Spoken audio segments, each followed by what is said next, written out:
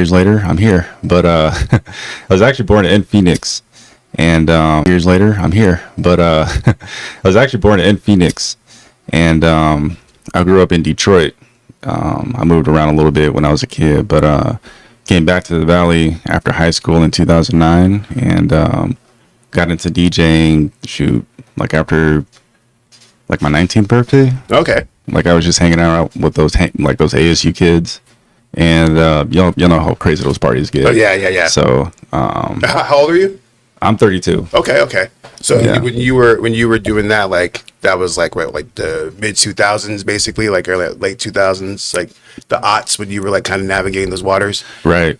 Just kind of figuring out, just doing a lot of watching, club promoting, party promoting, just rubbing elbows with the other DJs, and then one day I just was like, I can do this, like I can figure this out, and one opportunity led to another, and I just kind of found my way. That's dope. Yeah. What was your first like real setup? Like what did you go buy to get started as a DJ? I had the APC 40. No. That's what I have right now. I had the Newmark mix deck, and I ran that through Tractor, and that's how I learned and got my start with mixing. That's what's up. So being that this show's called Cosmic Creatives, we kind of focus on the idea of being like multifaceted, being like a multimedia artist. Everybody who operates here at Star Camp, myself and Voodoo Eyes, we're multimedia artists and we operate in different lanes. So how do you what are your specialties? Like what do you consider your Swiss Army knife of talents? Well, I would say my area of expertise would be within marketing and advertising. Like that's what I feel passionate about most, like professionally, because that just extends into so many other avenues, like music, e-commerce, sports. Like it extends into every single thing. So it's very versatile, and I love it because of that. And right now that's really what I'm focusing on. I have no safety net of a 9 to 5. I don't have a side hustle. It's just all straight up marketing and advertising and e-commerce right now. It's really just it's important to the brand, you know what I mean? And it's like without marketing and without the strategy of getting your shit together or your stuff in line to be able to market properly is like it's definitely helpful to the brand. Speaking of brands, bro, like tell us about this like homebody brand that you have. Like, thank you. How did this come about? Because that's just dope, bro. Thank you. Like you can't even spell my name without putting the brand first. So I think it was like in 2017, maybe 2018. I was on my way to a party, and the whole time I'm driving there, I'm just like, bro, I just want to go home. I just want to be at the crib. I feel that. I want to get back into my pajamas because it was like a late night party. Like it started at like 10 o'clock. You know what I'm saying? So I'm 10 like, o'clock. damn. All right, That's late. That's like my homie was That's it's late, right? It's not that late, but it's pretty late. You're still young out there. You know what I'm saying? I was That's just like, as fuck. all right, that's when everybody pulling up. Funny. All right, Dad, I love y'all too. So like, the whole time I'm driving to this party that I had to drive like 45 minutes to, I'm like, I just want to go home, bro. Like, I'm just thinking about going home. So I get there, and I enjoyed myself at the party. It was cool. All my homies was there, and we turned up for about an hour. I was burnt out. Social media gone. I was like, all right, I'm tapped out. I'm outta Had here. enough. And on my way home, I'm just like, man, I wish I had more friends that were, like me. More friends that were homebodies. And then that's when the name More Homebody Friends came about. Would you say that homebodies is the same thing as being an introvert, or is that like a different kind of vibe? There's parallels to it, but I don't think it's the same thing. Because you get people that are extroverted that also just stay at home too. Yeah. But I feel like I'm like that. I think with homebody friends, this is more about the feeling of staying at home and being comfortable wherever you're at, like you're at home. So Feeling safe. exactly, Yeah. It's like people always talk about, oh, you got to get outside of your comfort zone. Well, what if you expanded your comfort zone? You know what I'm saying? It's like you're comfortable here, but yeah, now I'm comfortable here, and now I'm comfortable there, and now I'm comfortable here. So it's like you're not really getting outside of your comfort zone. You're just getting better with it. Yeah. Absolutely. That's pretty cool. I think with like what I see is almost just kind of like a mindset where you have to really just be kind of comfortable in your own skin and being okay with like being okay. If that Right. makes any sense. Like just being chill. You know what I'm saying? Not trying to force anything, just being a homebody. You know what I'm saying? That's the vibe I get. But Exactly. your brand has actually expanded into like a Facebook group. You're doing fashion shows now. I mean, you're wearing a homebody t-shirt. What's your ultimate like inspiration and vision with the homebody friends? Well, there's a lot of homebodies around the world. You know, I just want to be able to give it a voice and, you know, really, like you said, just like let people know like it's okay to stay home. Like you don't have to feel the pressure of always having to figure out what to do. And 9 times out of 10, like you're gonna find somebody that you know prefers staying at home anyways. Like that's why I do the comfortable clothes. That's why I do the the designs that I do. And because if you're gonna be at home, you might as well look good because that's the most important person to look good for. It's yourself. Yeah, I mean, at the end of the day, too, like you have to push for yourself before anybody else. And when it comes to like being a homebody, it's almost like a mental aspect too, where it's like you want to be able to. It's not about. I mean, obviously you're selling these clothes, and Right. you gotta make your money. But like that's not like the mythos of why you're doing it. It's like almost like an ideal that you adopt that you can Right. that you Because become. it definitely didn't start out with, oh, I can make some money off these homebodies. It was just like, it started out just like I was, like you said, just like the Facebook group. And I was like, let me just see who else resonates with the message just in general. And, that Facebook group grew and that led me to make some merch. And then merch extended into fashion and then fashion extended into the fashion shows. That's awesome. So, what's next for Homebody's brand? What's the next big move right now that you're working on? So I'm still working on music. I have a lot of music that I just haven't put out, and now that I have this brand, I want to like incorporate them both and just start making music videos with the new collections and the drops that I make. I did the fashion show a couple times. It was fun, and I may revisit that in the near future. But I want to really get into like music videos because like. Those just have like being in them or traction. directing them or both. Yeah, both. And so like some of your work too as well, and just having like that mindset of like I'm gonna get this accomplished with like the best people around me is like the kind of mindset that I had going into this because I think it was the Bond movie. Wasn't able to make the red carpet, but heard so much about it, and I knew like a handful of people that was involved in the film, and I asked them, I was like, yo, what was it like? What was your experience like? How did you? And I just wanted to soak up all that I could, and just being into film, and that's like another new avenue that I want to get into now. Yeah, I mean, I think at the end of the day, it's just a matter of being. Sorry, grab that real quick. Multifaceted, but not like pigeonholing yourself into a lane. You know what I'm saying, Right. where it's like, oh, I'm a fashion designer, oh, I'm a DJ, oh, I'm a rapper, oh, I'm this now, I'm that now. Being everything, everywhere all at once. You know what I'm Right. saying? Like just being in that moment is what's important. Not only just like as an individual, but like to even pull the race card, like as a black man in America, like to really just try to like be an individual. Like through your art is kind of difficult because there's so many reasons to go in a different direction, right? Right. And I know we were chopping it up back out there in the warehouse. You're saying that some of your influences are Golf Wing and Right. Tyler the Creator and his movement. And he's a good example of someone who kind of like carves out a lane that is unique to his voice. He's Absolutely. not catering to any type of like audience or anything. Like it's like I'm gonna do what I'm gonna do, and either you gravitate it or not. But who are some of your other big influences that you fuck with that have this like kind of help mold you into who you are? Absolutely. So Tyler being the big one, Virgil Abloh, Rest His Soul, was probably the biggest inspiration. Even why I even got into fashion was because of Virgil. I think it was I couldn't say the first piece I saw by Off-White, but I knew it was something special when I did discover it. And when I knew it was Virgil making all of these crazy ass designs and collaborating with some of the the biggest people in fashion, I was like, I didn't even know who Takashi Palm was, or I didn't even know who XYZ was, or all these crazy models who are now actors. And it just kind of just opened my mind and my perspective to so much. And still like keeping the musical aspect involved, like still listening to Pharrell. Pharrell's a fashion icon too, the men's director for Louis Vuitton now. Yeah. He just had a big event like last week. Yeah, absolutely. So it's all like coming together, and the influences never stop. Like I might when I see somebody tomorrow that I'm like, oh, that's really dope, you know. So you're always like constantly looking for influence and Absolutely.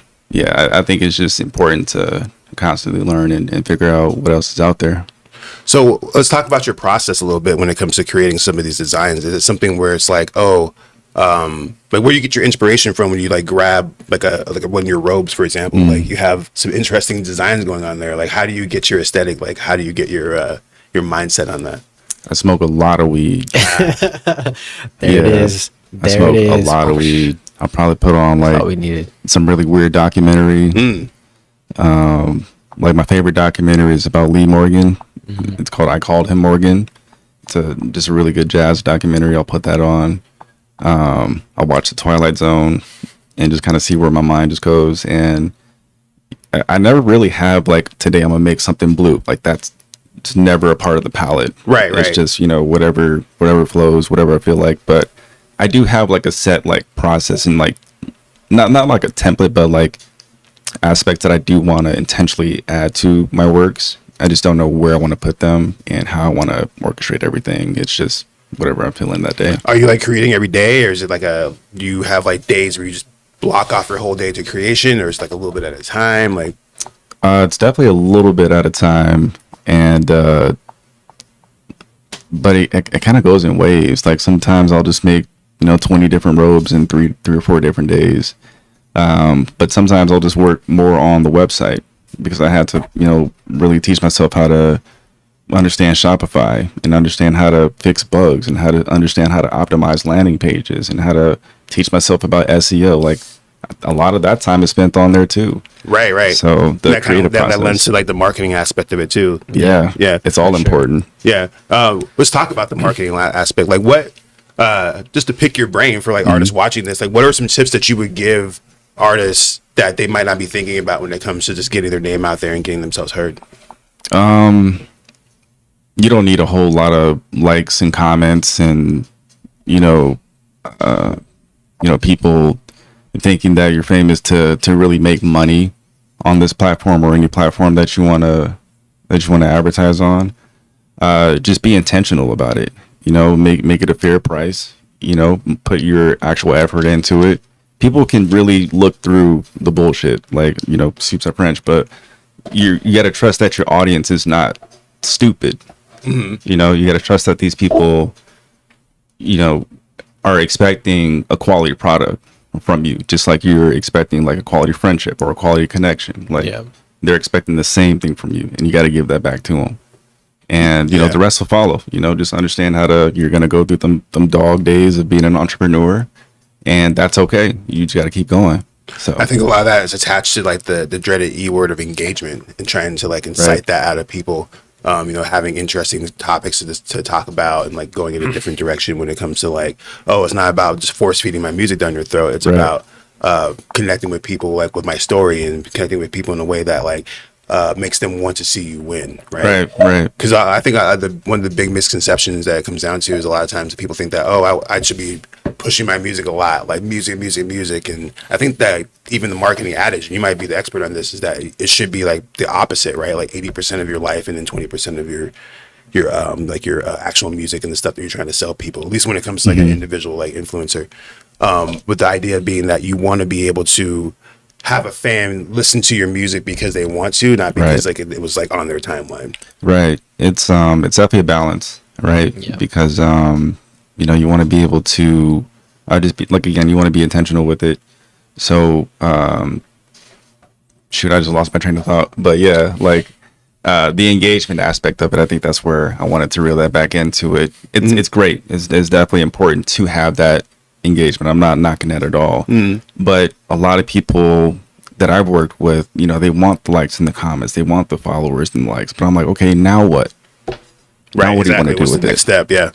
And it's about optimizing that data that you've collected, that you've spent, boosting a post, or that you've spent, pushing out an ad to get it in front of those people. It's like, what do you do with that? All those clicks. What do you do with all of that vanity data? They have no clue what to do with that. And that's what I would say focus more on. How do you utilize this many likes and this many comments and this many shares to your advantage? And that's where it can become interesting. Yeah, even with your homebody Facebook group, which you guys should check out, by the way, it's really dope. Like, he posts a lot of content on there. It's like you tap into the idea of these are the people who need this type of content, right? And these are the people who need to be here. And if you're not here, you're not going to enjoy the content. And I think that's that like when you're scrolling on your timeline, like think about the times when you're scrolling and you actually stop. And why are you stopping? Is it because it's a friend of yours, or it's because it's an artist you like, or maybe it's a girl with some titties or whatever? That usually works 95% of the time. Yeah. But the idea is that you want them to be able to scroll or stop on the scroll. And not when it comes to homebody friends, like your branding is so on point. Like even right now, like you have like the Pornhub thing going on right now, where it's that's like if I was scrolling through and I saw that, right, I'd be like, oh man, like what is that about? Homebody friends, like there's a curiosity factor to it. Yeah. What is like your biggest like hurdle when it came to creating your clothing design? Being broke. That's a big hurdle. Being broke. We all share How'd you get over that though? How'd you find a way to like make things like more like cost effective for you? Like, there's like is there a cheat code that you can share with us when it comes to that, or just being that damn good, right?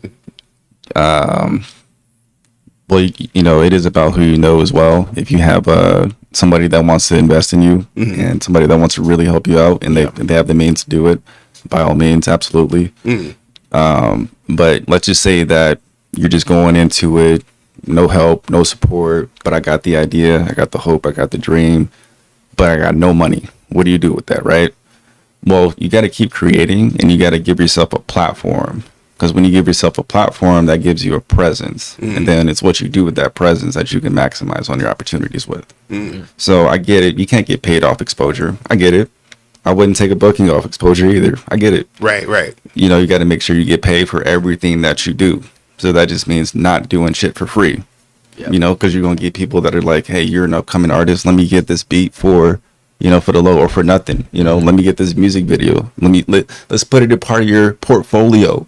Let's build that up. It's like, no, I got to get paid for that too. Right. This is from the bottom up. So don't do shit for free. No matter how big the name is, the bigger the name, the more budget they have. So they should be able to pay you. You know what I'm saying? Like, just don't do anything for free. That's all. Yeah, I agree for sure. Yep. Yeah, I think that's something that a lot of artists just don't really think about. Not even artists, just like small business, like entrepreneurs, that like it's very easy to give away free work, right? Because when it comes to free work, you're doing it, you're in the grind, you have the credentials, and you have the receipts. But to be able to command a price and then using that as your flat line, that's how you get paid at the end of the day. Like saying that, hey, it's going to cost me $20 to do this, right? Whatever it is, you get it done for $20. At least they know for a fact that if they're going to refer you to somebody else, that you cost $20. Right? That you mean business. Because oftentimes people be like, "Oh, I got a guy who can do this shit for free." People be trying to take advantage of this shit. Yeah, I got a guy who can do this shit for free every time. And then you hit them up, and you're put in an awkward position because obviously you don't want to put that person out, and then make that person feel embarrassed because you might lose a client, right? So now potentially, you always got to have some type of flatline price. You know what I'm saying, baseline, because people will definitely take advantage of that. When it comes back, circling back to the fashion design. So we've talked about Virgil, we talked about Golf Wing. Where do you see yourself like in the grand scheme of like hip hop and like your homebody friends? Do you see like a transition there? Do you see like Tyler the Creator like wearing one of your robes at one of his events, or is your lane like more like contemporary and not hip hop, whitish? I guess is that what I kind of use there? I mean, that to be straight and frank about it, that's where the money is at. And I'm saying, like, getting homebody French J.C. Penney's or like Dillard's or something like that, you would become a multimillionaire after that, right? Like, but having like a rapper wearing that and doing the hip hop thing, you might get the clout, but like, how many rappers have failed with their clothing brands? Yeah. And there's very few that who were able to like pop out. Right. You already mentioned a couple of Virgil, Golf Wing, et cetera, so forth. Absolutely. Well, at first, I'll say the short answer is yes. Because, like you mentioned, you can get into the J.C. Penney's and the Targets and the Walmarts, and you can make a bag off that. Shaq does that. He has his shoes. He does that. And, he's wealthy. But he's doing very well for himself, yes. And then, sometimes you'll see, some of his past teammates will still wear, Shaq's, they'll still wear his merch even at practice. They'll never wear it down the tunnel, but they'll still, support him with it, right? So that, really translates to, I would love to see a collaboration with someone like Tyler the Creator or, Tekashi Palm or even, a prominent artist in the industry, rapper, country singer. I don't care. They all like to stay home. Sure. I get it. Sure. That would be great because it creates more of a cult following, and you don't really have to utilize some of the bigger markets for that. But that's not to say that I'm not going to refuse an opportunity if the bigger market wants to work and do business properly. So you also work in the tech industry too, though, or how do you see technology like really tying into your fashion and also just like hip hop and artistry in general? Should people be embracing this AI revolution and like using ChatGPT to write their lyrics and like design their clothes, or is it something where you're kind of more protective of that because you're afraid of like? I'm not afraid of anything but God, and with AI, I'm not opposed to it. I'm just like, let's see how this can.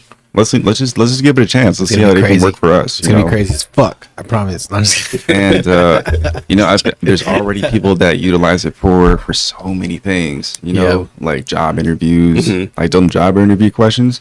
You just pop them into that AI, and they'll just solve all the questions for you. Absolutely. You know what I'm saying? Yeah. People do that all the time. I saw somebody freaking out though at a college that was. Oh, I think you shared the video. This dude was like, "Stop using ChatGPT to answer your questions." He was pissed, bro. I'm just like, yo. Do you see yourself using AI in like your art moving forward, or is it? Or do you use AI? Or do you use AI already, baby? Yeah.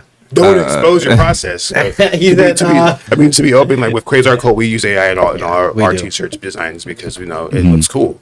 And we're just trying to sell an idea. But you might be hard line on that. It might be like it has to come from the mind of like Wolfzie, you know what I'm saying? Like it does absolutely have to come from the mind. I feel like I would utilize AI for marketing purposes and just being able to automate certain things and certain tasks because, just as a store owner, it's not all just design. It's, it's processes and orders. It's making sure things get fulfilled. It's a lot of tasks that you have to do on a daily basis, which you can utilize AI for, just say, hey, make sure that these orders get processed before XYZ. like just like automating things, right? Like it's automation saves you time. I mean, that's why I use it for. Like when it comes to ChatGPT, if you look at my history, it's all just like how to like write SEO for whatever or something like that. Just like things that would save me plenty of time when it comes to doing it myself. Right. But also too, when it comes to like the AI revolution too, it's like one of those things where you have to kind of find the balance to it because no matter what, the shit's coming. Like you can't stop it from coming, right? And I think like one of the big misconceptions is that like it's going to take people's jobs, and some jobs will be lost to AI for sure. But the idea is that if you're embracing it and learning how to use it and like really kind of treating it as like a new job avenue, you can make millions if not billions of dollars off that shit. Like it'll force us to level up.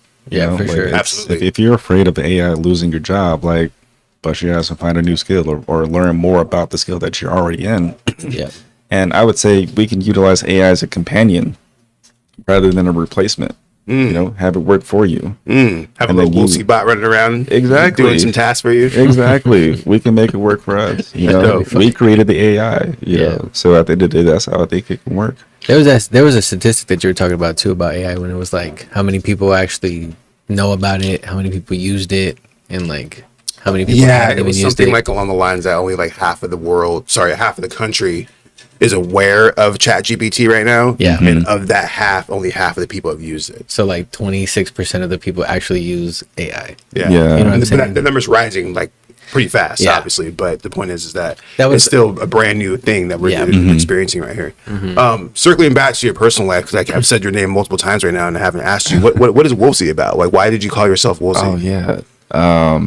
We start talking about robots and shit. So, let's talk about the band real quick. Get back to it. That name came about. I think I was like 19 years old, and this is when I was doing those house parties, and these people would start to create the flyers, and they're like, "What do we put on the flyer?" And I just didn't want to continue to keep putting Brandon Jenkins on there. Like it's I love my name, but I wanted to be someone else when I got on the stage. Sure, at like the stage. different personality, like alter ego, yeah. And at the time, I was talking to a few friends, and I went through this phase of like putting DJ in front of everything. Like when I was like, it would just be like the most obscure name. I would just be like we would be reading something, like, oh, All-Star Camp Creative Lab, DJ Star Camp Creative Lab. Like I would put DJ in front of every word to try to find a name for like Okay. months, right? That's funny. And then my friend was like, all right, what do you like? Like, give me 3 things that you like, right? Her name's Eden. Their name's Eden. And I was like, I like Nutella,